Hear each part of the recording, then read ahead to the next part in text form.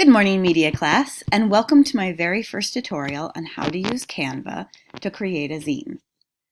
What I'm going to show you today is how to specifically get the right dimensions for our zine. Now this tutorial is going to help you with the assignment we're doing today, creating your own personal zine.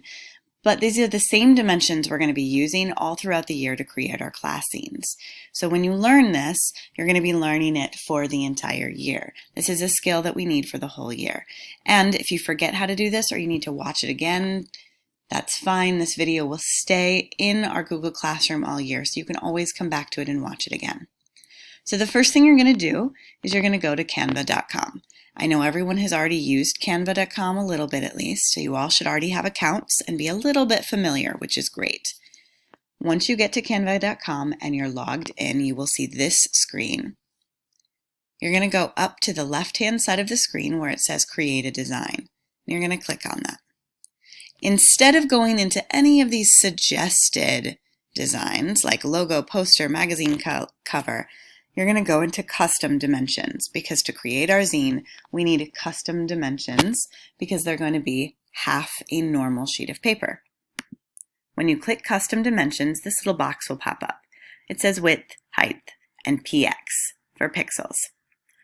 The very first thing we need to do before we put width in and before we put height in is we need to change this box to inches. We need inches, not pixels. Once you do that, then we're going to type in our dimensions. Our dimensions for our zine pages are 5.5 times 8.5.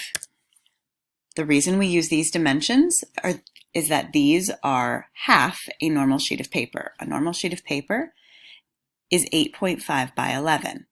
We are not using the full normal paper, we're using half. So we need 5.5 by 8.5. Once we have that in, we're going to click Create Design. And then pops up our perfect zine page box. This is the size we need. Today, you guys are going to be creating a zine with just 4 pages. So you're going to need to add 3 pages to this. Add new page, add new page, add new page. Once you do that, you will have 4 zine pages to work with, all the right size. And that's all it takes. You can get started right from here. I would choose to ignore the templates. And the reason I'm telling you to ignore the templates is that your zine needs to be black and white. You can use grayscale, but we don't have a color printer available for our zine, so we're not going to be using any color.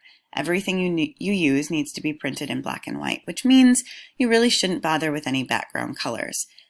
Almost all the templates have background colors, so it might be best to start just from our elements.